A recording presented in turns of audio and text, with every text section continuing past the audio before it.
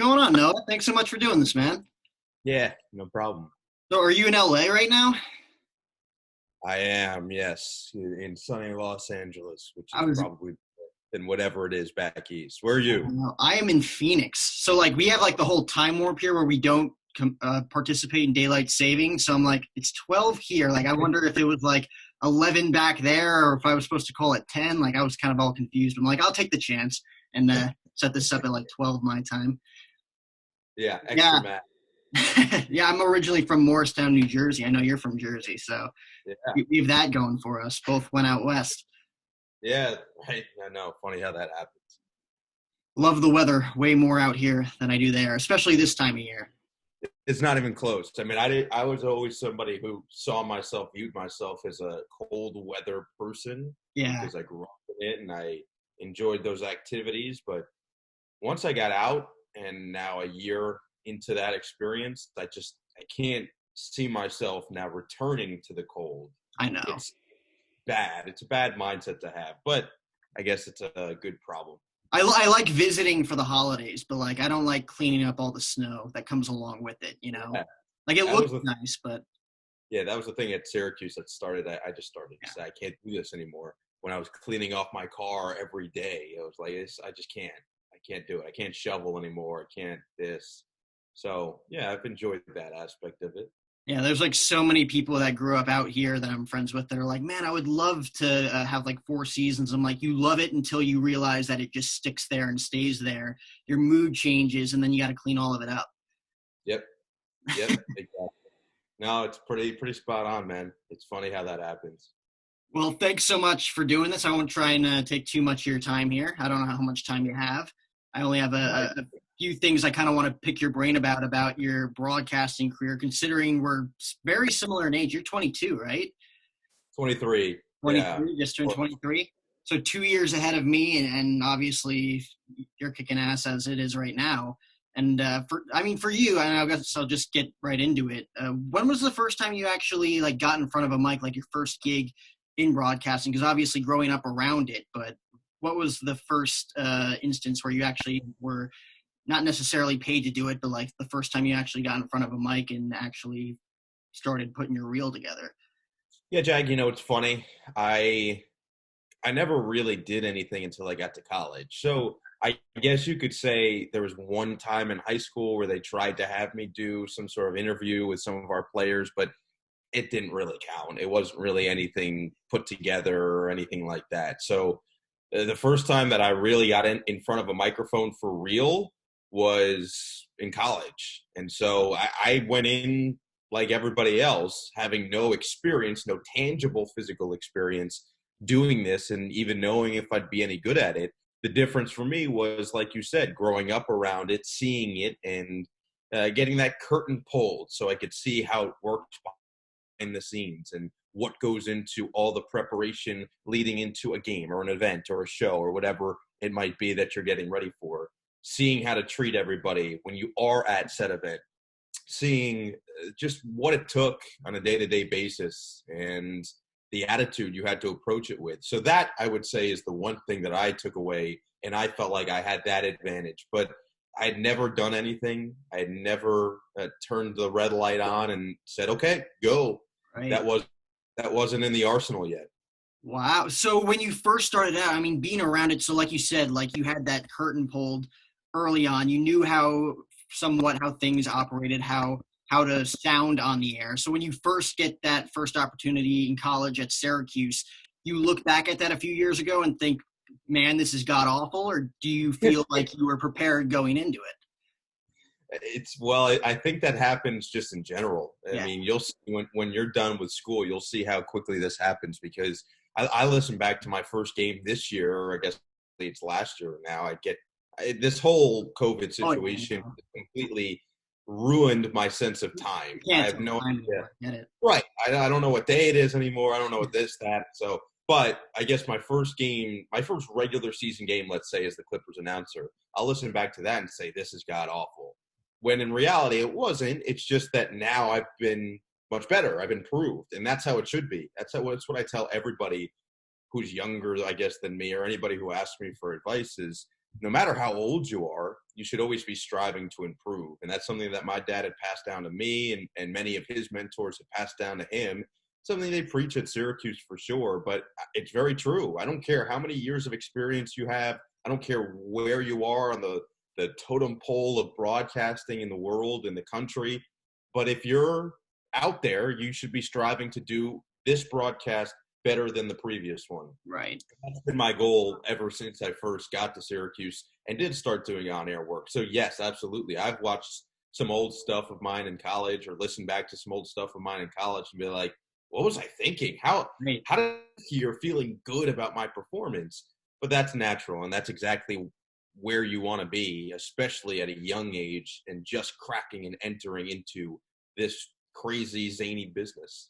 What was like the biggest blunder that you had early on in your time at Syracuse? Because like me personally, just like little things like messing up. Like I think I said sacrifice blunt instead of sacrifice bunt one time on a softball broadcast.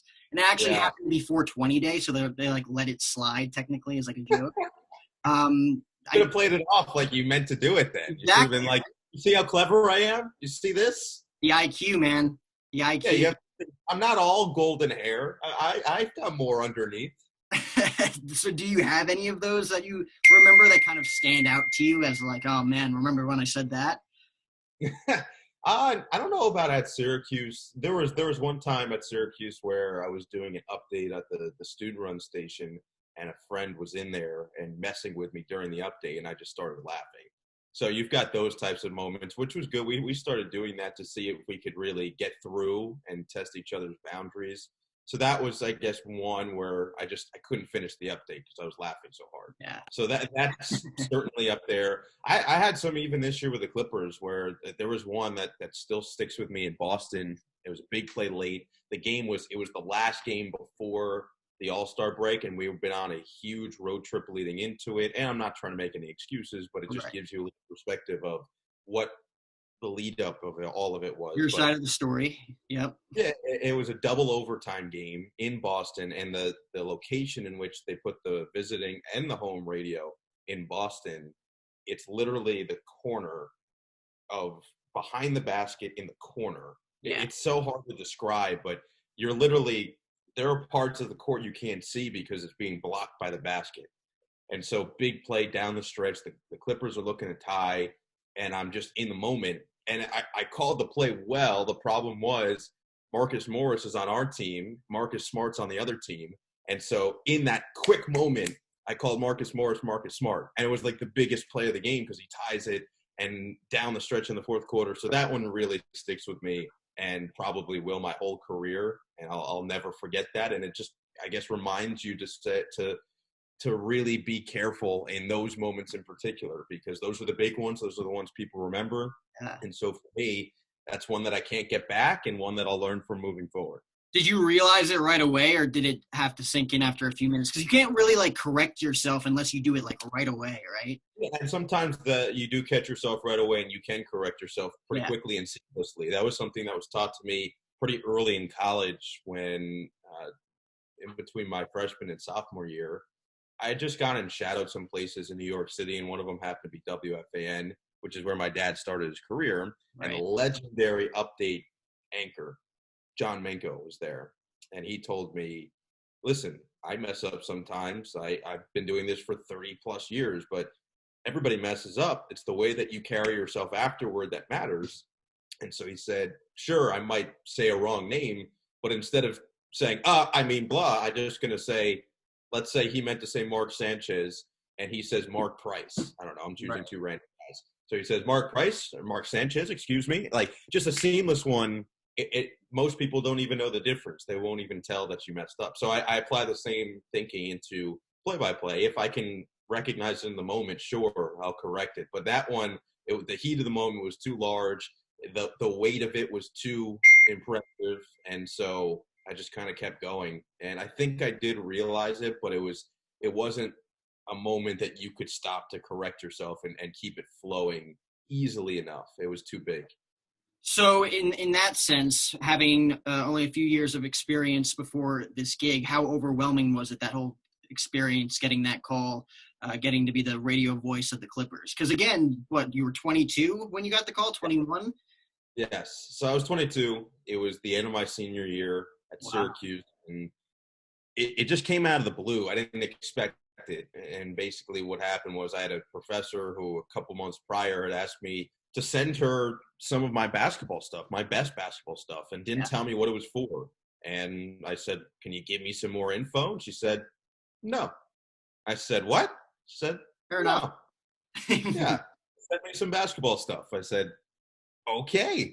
So I spent the week, sent it to her, and didn't hear anything for a little while. She had asked me then to send her a resume and a bio, but several weeks go by, maybe even month plus, almost 2 months. And at the end of March, I'd just gotten back from the NCAA tournament with Syracuse. They're in Salt Lake City. And so I'd flown back and forth across the country and was driving to a radio show I had been doing every Monday night, and just got a call there. And it was a number I didn't recognize. It was from Los Angeles. So I picked it up, and it was just this voice I didn't recognize, didn't know. Said, hello, this is Nick Davis from Fox Sports West Prime Ticket. Is this Noah? I said, yeah.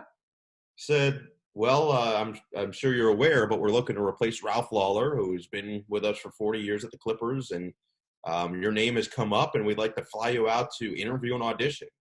Well, this is for the TV job. This is for the radio job. So I was like, I'm looking around because I was expecting somebody to like pop out behind me and say that this was all a joke. If we're being honest, I thought I was being punked. I don't even know if Punked is still on TV anymore, but I thought that I was being punked.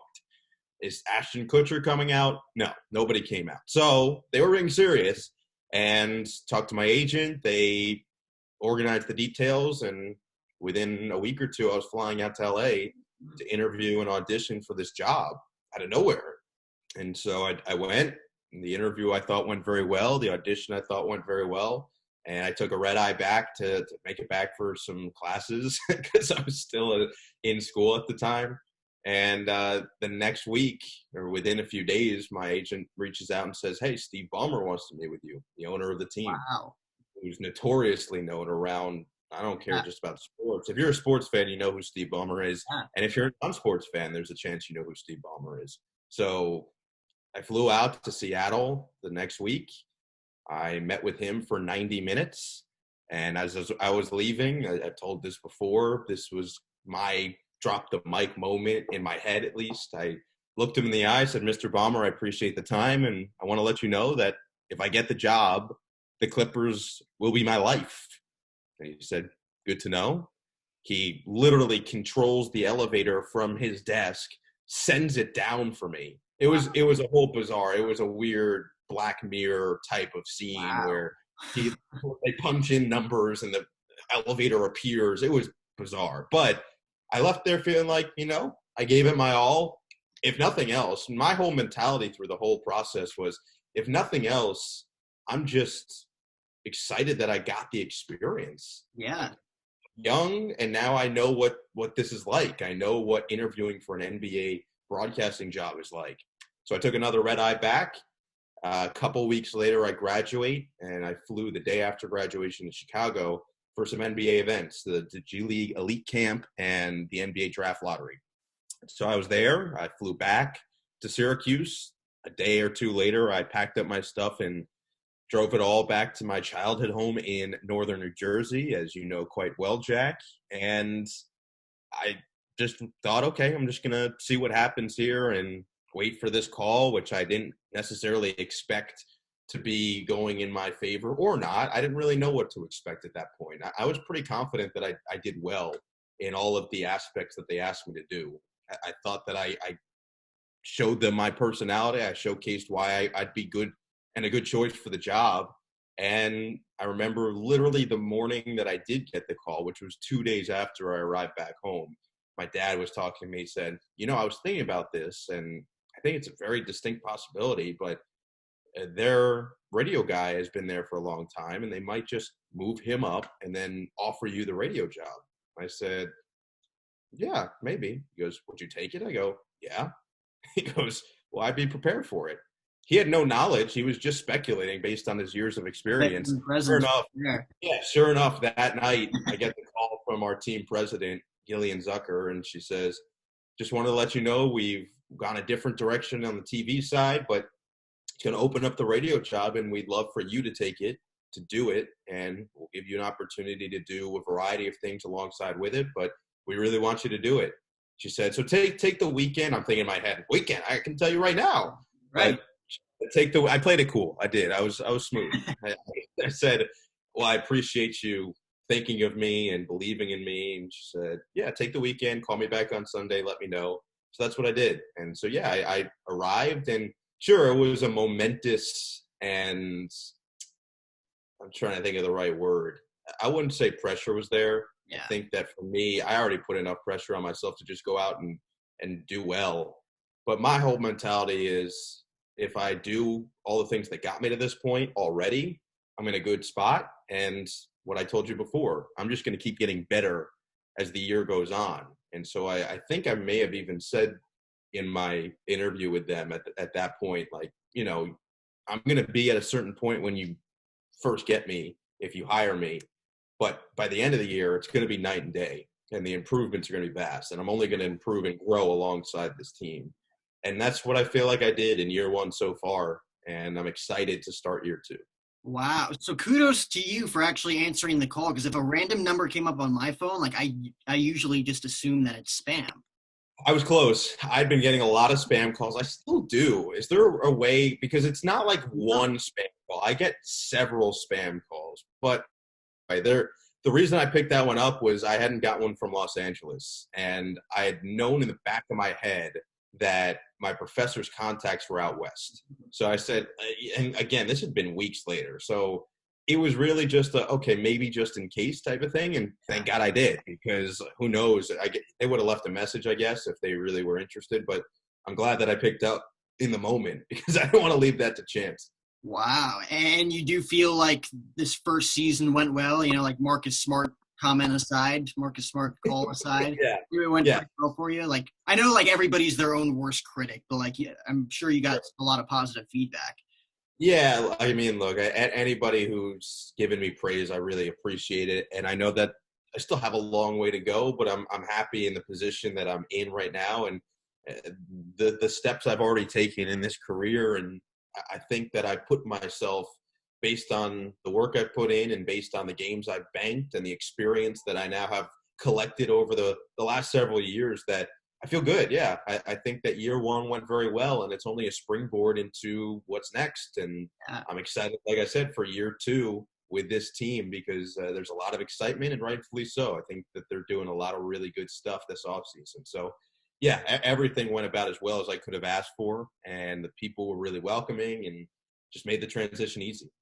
So you go through this entire season, and then towards the end, this is kind of that jump into getting the call for the French Open game, because you're a tennis guy yourself, and that whole experience, I'm sure, was nuts given everything else going on in the world, right? Because like that was, this past summer was just nuts with everything going on. That was like the peak of the whole pandemic and the lockdown and everything. And then you also had the Clippers playoff run going on at the same time, and unfortunately, you guys had the early exit there.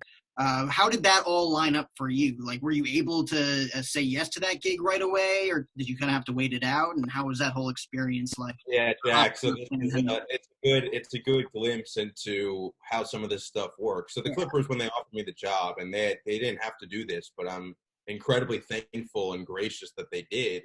They said, we're giving you a deal where when we're playing and when we have stuff for you to do, that's the priority. Yeah. We're your number one. But when we're not, you've got an off day or off season, we're cool with you going and doing some other stuff if that's interesting to you. Yeah. And so I said, absolutely. And one of those things was Tennis Channel. Tennis Channel had actually reached out to me before I had gotten the Clipper job. Okay. They reached out by email and said, we've seen your stuff. We know you, and my dad's worked for them in the past. And so obviously that helps, knowing the relationship there. But they had said, we want to hire you based off of you, and we're in LA. We know that you're not. So we understand, but it's more of a freelance position where you can come in when you can come in. We'll fly you out, we'll put you up, and that was that. And so I hadn't answered it yet, and this was only a few days maybe before the Clippers called. And so the Clippers call, and so now in my head I'm saying, wait, I'm going to be in LA anyway, and Tennis Channel's located in LA.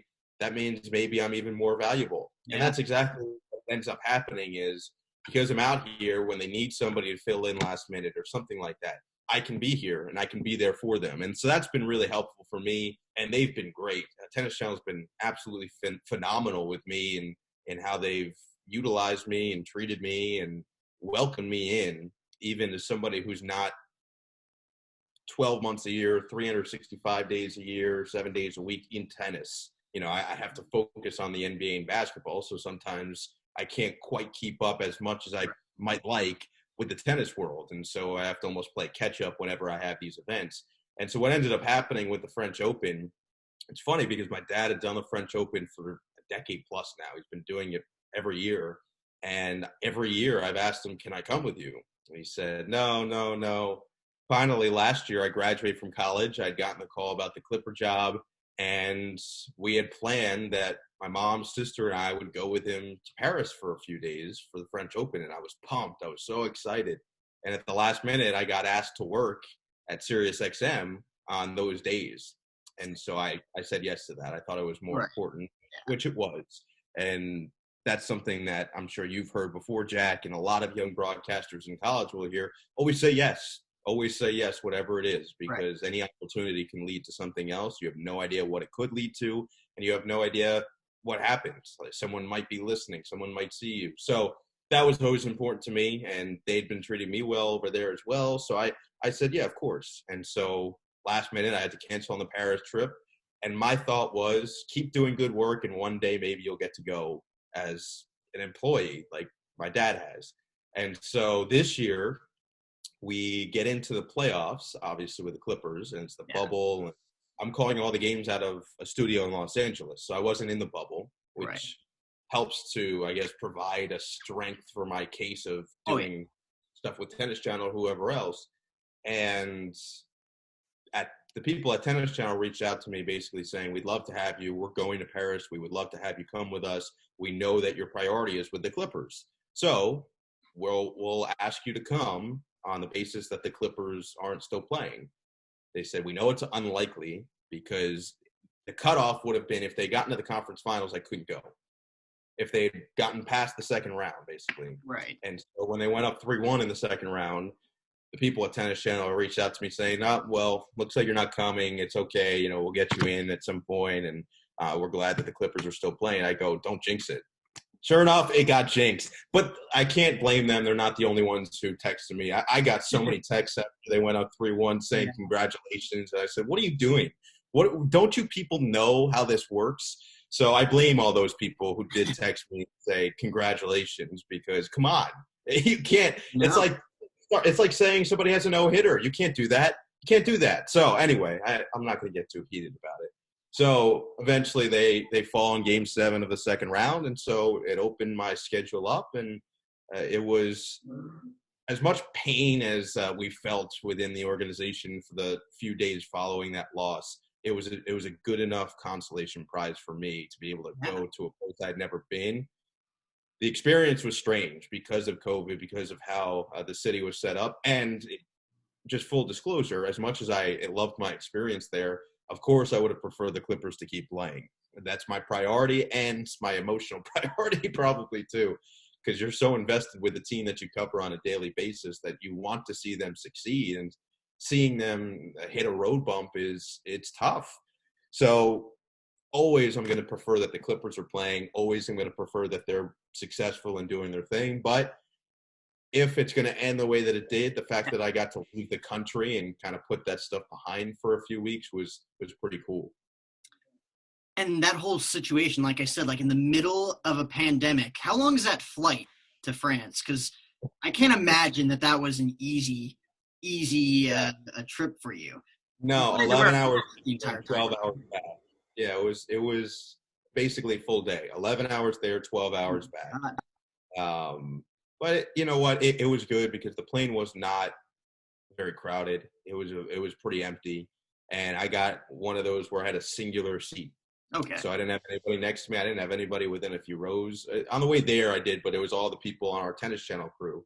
And because I left a few days earlier than most, I was the only one going back at the time.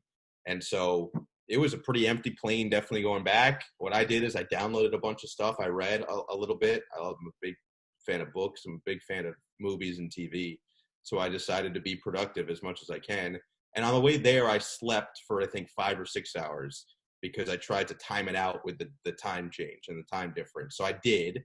On the way back, that was where the issues began. The jet lag was real. It was really real. I'd never experienced it like that because you have to think about it this way. They're 6 hours ahead over there. Is it 6 hours? Yeah, they're 6 hours ahead over there. So I left at what was, I guess my flight was pretty early. It was, let's say it was 9 a.m. local in Paris. 12 hours back, that would get you to 9 p.m., but subtract 6 hours, it was 3. So it was 3 o'clock when I got back to LA. It was even, I think, a little earlier, but it felt like it was almost 10.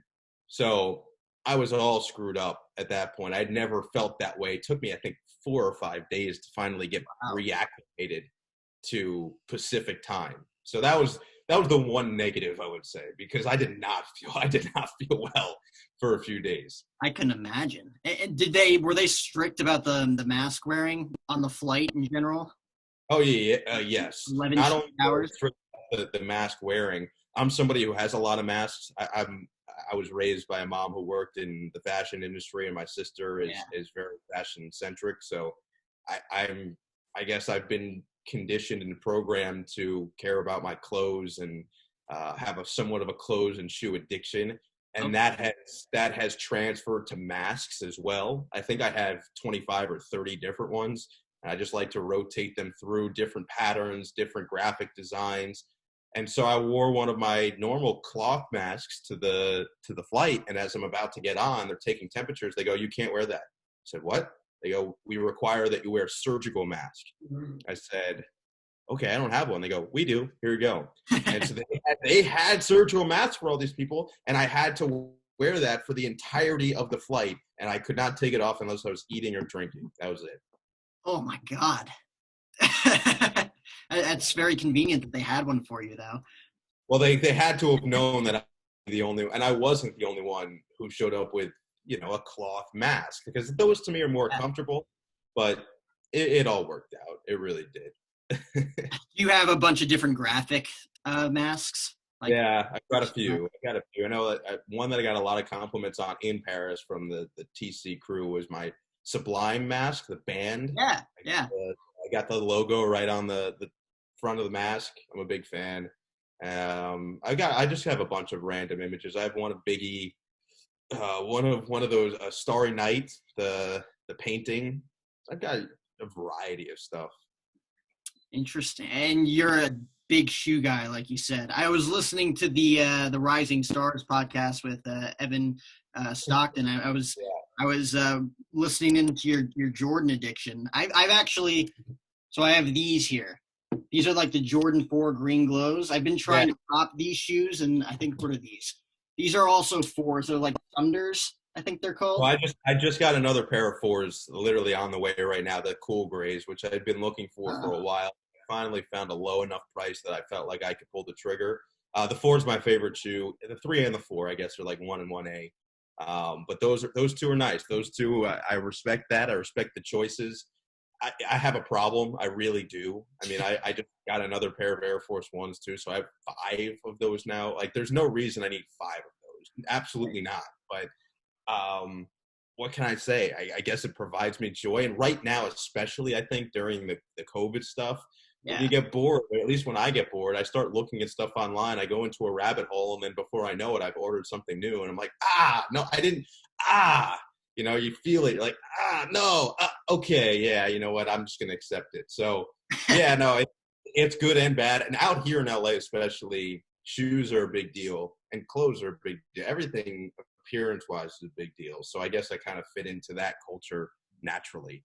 Oh, yeah, for sure. And on that topic of kind of just trying to be yourself, but at the same time trying to prove yourself professionally, I think a lot of people in general have this problem of balancing, happiness with also trying to, again, prove yourself professionally, trying to be happy both professionally and personally. You being as young as you are already in the industry, how do you think that you've handled that, and how do you think you've balanced that thus far? That's incredibly important. I'm glad you brought that up, Jack, because a lot of people I don't think realize how important the keeping your mental sanity aspect of this business is. And that's true in college, especially. That was something that I really stressed to myself, and I stress to anybody who asks again for advice about the college experience. Is so many people get so caught up in, I've got to be doing this, this, and this, because they might see somebody else their age doing this, this, and this. Yeah. Just because one person does it one way doesn't mean the other person has to do it the same. That's the crazy part about this business in particular, is there's not one singular path. Everybody has their own path on their own journey, which leads me to one of my favorite books, which is The Alchemist. I don't know if you've ever read that or heard of it. I would highly recommend it to anybody. It's a short, quick read, but you get a lot out of it. And basically what you learn is the guy is on his personal journey. So you have to figure out what's your personal journey, and you can't compare it to anybody else. And I think that's the biggest key in keeping your mental sanity in this industry, is not worrying about what somebody else is doing next to you. Just do you. And if you do you and you're happy and you're positive energy in people's lives and people want to be around you and you're nice and kind and thoughtful, to me, then things are eventually going to work out. It might take longer than you'd expect, might take shorter than you'd expect, or it might take exactly how long as you expected.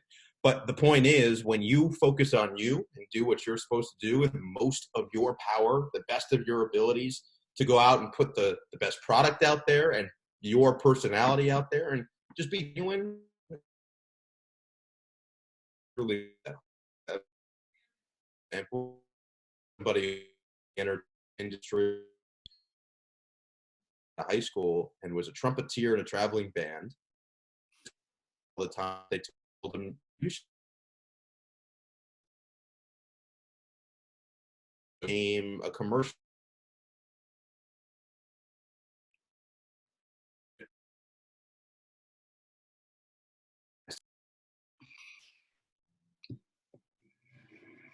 We good? Yes. Perfect. What were you saying? Yeah, great question. I think that the biggest thing is just remember how important it is to be yourself and don't worry about how people view you, which is so hard right now with social media and seeing other people's lives and all that invasiveness. Just screw it and be you, and if it makes you happy. Like, a general rule in my life is, if it's going to make me happy, which I guess is counterproductive with the shoe thing and the clothes thing, but you know what, sometimes that makes me happy and it's going to put me in a good mood to go out and perform well, then so be it. And that's the way I kind of view things. And on the subject of that, like, you working as hard as you have to this point, your time at Syracuse, breaking in with the radio with the Clippers, and having a season like you had this past year, do you, like, obviously growing up with your dad being one of the more esteemed and recognized voices in the sports industry, not just basketball, but, like, did you always feel like you kind of had a target on your back? Like, okay, he got to B because of A, or he got this because of this, as opposed to you just, busting your ass and being good at what you're doing? Did you ever feel like, A, you had a target on your back, or B, like, did it ever creep into your head that there's going to be those naysayers out there that I got this because of this? Of course. I think that's, for anybody who goes into this,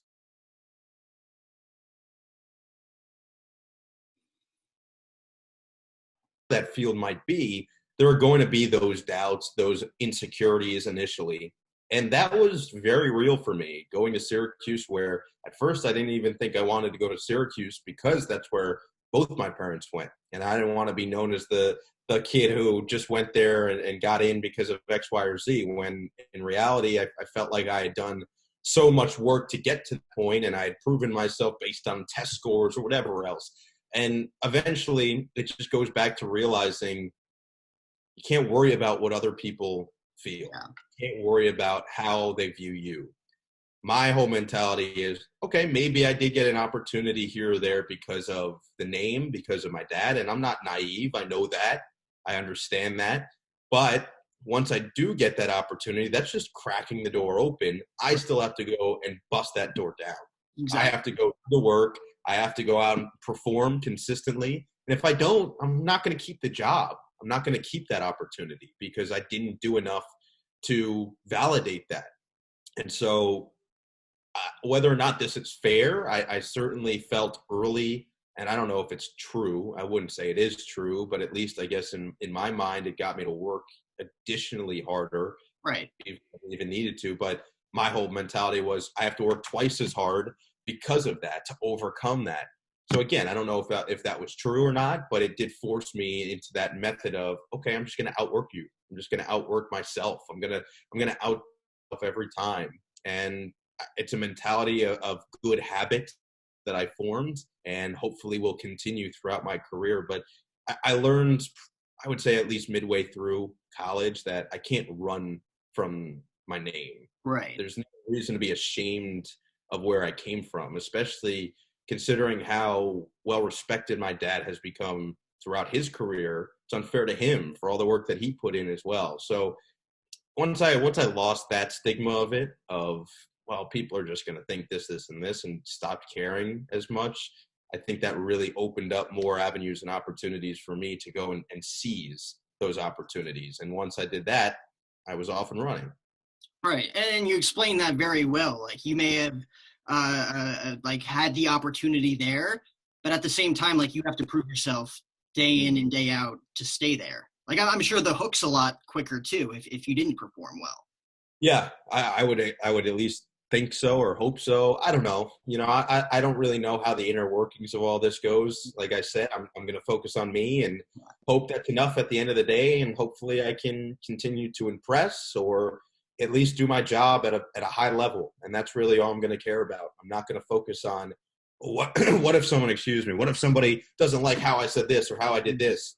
I was doing a tennis match recently where I quoted 2 Chainz because I like 2 Chainz. I don't Yeah. know how many tennis fans know, but if I get one person that connects with it, I feel like that's a win. So I was quoting 2 Chainz one day, Borat another day, Drake a third day, you name Toto, you name it. I was just doing what I thought was fun in the moment, and it was going to provide a little bit of levity to the middle moments of a mundane point or whatever it might be. So that's my mentality, is if I can connect with one person anytime I'm on the air, then I've done my job. I mean that's well put too, because you connect with one person who recognizes what you said, and it's like, oh, then that's my broadcaster right there. Like he connects with me, as opposed to like the general audience just being like, oh, I can't believe he said that or that. It's like for the most part, it's just people on Twitter just like who think that they could do a better job, or like they think it's an easy job, which it isn't at all. You know? No, Twitter is, while it's a fantastic place, it's also the worst place, Yeah. because you've got both sides of the spectrum where it's great to get information quickly. It's great for memes or whatever else, but at the same time, it gives people a faceless platform, and we've got so many of those now. And that's something my dad has talked to me about. He didn't really have to deal with to that level. Sure, when he was starting, people would write letters in if they wanted their opinions to be known. And people would do that because for some reason people feel the need Yeah. to get their opinions out. But now it's so much easier. It takes seconds. You can be on your couch in your mom's basement and you could be tweeting, "No Eagles sucks." Like, okay, cool. I'm just going to keep doing what got me to this point and hope that it's enough to keep moving forward. I know. Like that's just insecure on their part, right? That's how I always looked at it. Yep. Did you, so at 22 years old, you're getting now 23, but at 22 when you first start out with the Clippers, because your dad started young too, like Mhm. 20, 24, 25 years old. Like in that Yeah. retrospect, like did he give you any Yeah. advice early on because of that? To give the perspective, so he first started at WFAN behind the scenes running the board, and eventually got on the air within a year or so. So he actually was young when he graduated college. He was 21, so he didn't turn 22 until months after he graduated. So he got a little bit of a jump start that way, and eventually he got the Nets job at 24 into 25. So he's been doing that now. It's going to be his 27th year doing the now Brooklyn Nets. It was obviously New Jersey Nets. And yeah, he started basically around the same age that I am right now. So does it provide almost a little bit more of, okay, yeah, you see, it's not that far-fetched. Yeah, a little bit. I'm not the first person who's ever done this.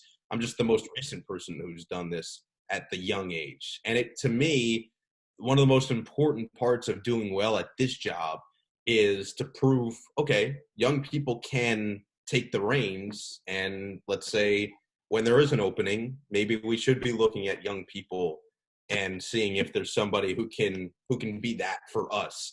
I'm just hoping to do a good enough job where it proves, yeah, we can trust somebody at that age if it's the right person. Yeah. And hopefully I've done that in year one, and I'm going to look to continue to build on it in year two. But it provided a little sense of, yeah, I'm not the only one, when I remembered, okay, he did the same thing, and look at where he's turned out. It looks like it turned out just fine. Right. And again, you kind of growing up around that scene, having a dad in the industry, now going through the industry, you have your time at Syracuse, you get the gig with the Clippers, and then earlier this year, you actually got to do a broadcast with them. Because that's kind of like a rare feat. You're kind of in a rare boat there. Like, what's it like doing a broadcast with your dad? Right. So yeah, we were calling the game for separate outlets, but we had him on the pregame show. Yeah. Right. We had him on the pregame show, which I had been hosting a decent amount on the road, the pre and post for the Clippers on TV. And so it was me, Chauncey Billups, and my dad.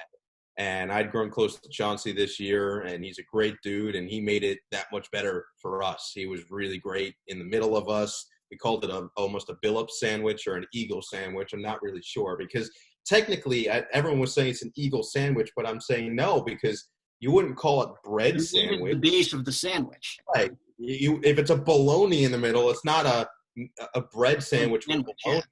Yeah, so I made that point. But it was surreal. We had gotten the opportunity to do it when I was in college once, and we thought it was once in a lifetime opportunity. We didn't expect, certainly within 2 years, to have another chance. And it was just, especially given the circumstance, I grew up loving the NBA. I was an NBA junkie from a young age. When I say young, I mean like 2-3 years old. Yeah. When I was 3 years going into my dad's office and just paging through media guides of NBA teams and trying to remember whatever I could. I couldn't even read, but I was just figuring it out as I went and looking at pictures or whatever it be.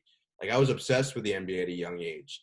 And so to do it at an NBA arena for an NBA game, that made it really, really special. It was really, really cool, because that was how I knew my dad growing up. Of course, I watched him when he did college basketball and football and all this stuff, but the Nets were the Nets. And he was always known around the area as the Nets announcer. And now it's grown, and his profile has grown more as his career has gone on. But certainly early in my life, that was the case. And I was like one of the biggest Nets guys. And so while it wasn't a Nets game, to see him in that environment and to do something with him in that environment, it was Clippers against the Philadelphia 76ers in Philly. And my mom came. It was a really cool moment. And so we got a chance. Actually, the last game before the shutdown for the Clippers was against the Warriors. And he did that game too. So we didn't do anything special for that one, but it's just cool now every time we're on the same call, on the same game. And I think it'll always be special. It's just different. Wow. So that first segment that you guys did on Fox Sports, was it laid back? Was it like, okay, now, like, as soon as the cameras are on, he's eyeing Eagle and he's the broadcaster, or were you guys able to have a lot of fun with it? No, we had fun, at least for the first half. I discussed with our producer what it should look like. She was asking me, well, what do you think? And I said, well, we should have some fun first and then do this. She said, yeah, I agree. And so she actually took the initiative and eventually got pictures for my mom of me younger in some broadcasting environments with my dad. And that was cool. So they put those up, and we just reacted to them very casually. And then eventually we talked about the game, because it was an interesting game at the time. The Sixers were still playing pretty well. This was just before the All-Star break. They were the best team right with Miami, at least at the time, in terms of home record. They were dominant at home. So we had some talking points. And that game was the game that Brett Brown had benched Al Horford as well. So my dad had gotten that inside info, so he almost brought it to us, so to speak, in terms of breaking news, I guess, Right. if you will. It wasn't quite breaking, but you get the point. And so we had a little bit of a combination of the two, where we were joking around, but at the same time we were getting ready for the game, which is the perfect blend. Wow.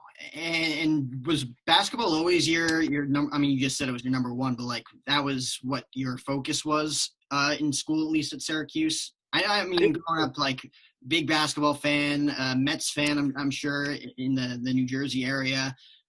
Was basketball always the number one? Like, if you got a baseball gig, would you take it? Like, I'm not sure. I actually, the baseball thing was always interesting to me, where I grew up loving baseball as well. Basketball, to answer the question initially, I guess, basketball has always been my biggest love on the sport. Most knowledgeable for sure. Absolutely, and it's not even close. I mean, I've loved the NBA from a young age, a passion for the NBA from a young age. And so with that passion comes that knowledge, because you're so invested in it. And so I could go back and name so many random facts about the league and about teams and players. And for some reason, I just always was infatuated with it from a young age. And partially because my dad was around it consistently, but partially because I just always loved the game of basketball. And I love the NBA game in particular. Sure, I still enjoy college basketball, but it's a different animal altogether. It's a different level, obviously, altogether. And there's something about an NBA basketball game that just entices me. It always has. And so, yes, that if I always had a choice of if I could only do one sport, it would always be basketball. But I love football. I love baseball. I tried to get a little more into hockey as I got a little older. Obviously tennis, and I try to be as well versed as possible. But yeah, to answer your question, I had an opportunity to either intern or do baseball during the summer, and I chose to intern. It's not that I don't like baseball as a game. It was just more so I didn't see myself getting up every morning and doing it every single day. I didn't feel that there was enough of a passion, and I didn't want to take somebody's spot that did have that passion. And so the way I looked at it is, give it to somebody who's going to appreciate that time and that feeling and wants to smell the fresh cut grass and the diamond just after it's been hosed down a little bit and raked through. I didn't need that as much. And so I felt it was better for me to go and see a different side of the business. I was somebody who going into school said, try everything. And I did. I wanted to try not just sports, but non-sports, so news, and most in particular, morning news, which I really enjoyed. I love entertainment. I love television, movies, music, pop culture. Right. So all that stuff really piques my interest, still does to this day. I try to watch almost everything as much as I possibly can. And I've done a good job of that during the pandemic because I've had much more time, obviously, to really catch up. So I feel good about my current position of where I am in terms of the television movie side of things. But my point is, I went in there saying, try everything. And that means that side, but it also means every sport. So I tried basketball, football, sure, soccer, lacrosse. I did field hockey stuff at one point. The tennis stuff, I did some at Syracuse. So trying all of that and not just doing play-by-play, but hosting or sideline reporting. I wanted to get a good sense before I left what gets me going the most? Right. What am I most excited to do? And I don't know if I have one answer. I like doing a little bit of everything. And if I can do a little bit of everything for the rest of my life, I think I'll be happy. And you talked a little bit about like knowing as much pop culture, like you said, whether it's film, music, from multiple different eras. And this is kind of the thing I wanted to leave you with because I don't want to take too much of your time here. But you being the radio voice of the Clippers, like you're representing the organization in a way, and you being as young as you are, 22, 23 years old, like you are literally half the age of some of these guys. You know, Doc Rivers from the season ago. You mentioned the owner earlier. Like, how have you been able to kind of gel with some of these guys, not only to like gain their trust, obviously, with the broadcast and what you say on the air and what you say off the air and building relationships. But how have you been able to communicate and connect with them on that level, given that, again, you are probably the runt of the litter, one of the youngest guys there, at least from the journalism standpoint? Yeah, no, I was the youngest person there Yeah. last year, and I probably will still be the youngest person there this year. That was the joke that was made. It's my birthday. Yeah. We're on the road for my birthday this year, and so I was turning 23, obviously. And somebody on the team plane was like, "Oh, congratulations on still being the youngest one here." It's like, "Yeah, thanks so much." But that was one of my selling points, Jack, in the interview process. Was I'm sure at the time I said, "Sure, I'm 22, but I'm an old soul. As you just heard me say, I can quote Toto. I love the 80s. I love the 70s. So I can go deep in my knowledge of pop culture and movies and television. So I think the example I used in the interview was Coming to America, which I had watched for the 200th time just before my interview. It was just on. It's one of my favorite movies ever. And it takes place close to where my dad grew up in Queens. And I love Eddie Murphy. And so I could watch that movie over and over and over again. And so my point was I can quote this and connect with somebody who's 55, and then I can quote something from Drake's newest song and connect with somebody who's 25. That's a strength for me. I feel like I can connect with people of all ages, and that's something that I had always had an innate ability, I guess, to do, was find common ground with anybody. And I feel confident that I could do that. And so that's what I did. And the one thing I would say that really helps is, for me, I didn't want to force any relationships. I had heard someone, I think Joe Davis said, be seen, not heard, in terms of around the players and the coaches and everything. So I was seen, and they saw the work I was putting in. They saw I was diligent about coming to practice and shoot around and all that type of stuff. They saw I was diligent about my note taking. And eventually I allowed those relationships to happen organically. And things that helped were, once Doc got comfortable with me, because I was talking to Doc before every game. And so I could talk to him about a variety of topics, and not just in sports, but politics and obviously pop culture and music or whatever it might be. And so once he got comfortable with me, players started seeing that he was comfortable with me. Sam Cassell is one of our assistant coaches, and he recognized me because he actually played for the Nets when my dad, of course, was broadcasting the Nets. And so he got to know my dad. He got to know my dad very well. And it was when my dad was working with Bill Raftery. And so he came back on the first flight we had this year, and he looked at me, he goes, "No Eagle." I was like, "Yeah." He said, "Man, your dad, Bill Raftery, they some crazy," and I'll leave it there. That's all I'll say. But he said, "You like them?" I go, "Yes, yeah, I'm like them." He goes, "All right." And so now he likes me to the point where every time I'd be walking by, he'll scream out my name, because that's how he is. He's very eccentric, very energized, effervescent, and he's one of my favorite people on the face of the planet. But it got to the point where he's sitting down having a discussion with Paul George, and I walk past, and he literally, mid-conversation, mid-sentence, he had like eagle eyes. It was crazy, hawk eyes. He just turned on my name. Paul George is like, "What?" But now PG sees me, and he goes, "Okay, yes, it's cool with him." So eventually that helped. The other thing that really helped me was the Clippers had me do, after a number of home games that we had this past year, they had me do a Q&A session with some of our players in front of VIP season ticket holders.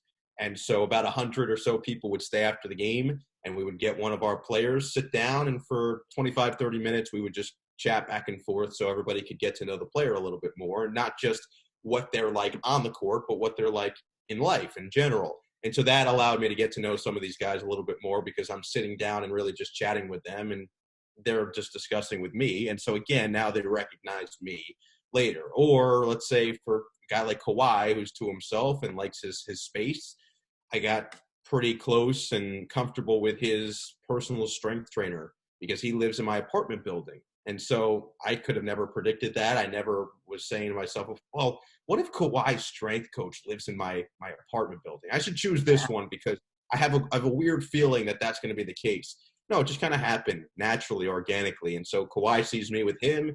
Again, he associates, okay, yeah, he's cool. So that's kind of what happened. But other than that, just be yourself. In my opinion, at least, the way I was looking at the situation with this team was, there's a reason that they chose you. So go do all the things that you said you were going to do. Go be the person that you showed you are, and things will work out in your favor. And so far, so good. We'll see. I'll have to update you on year 2.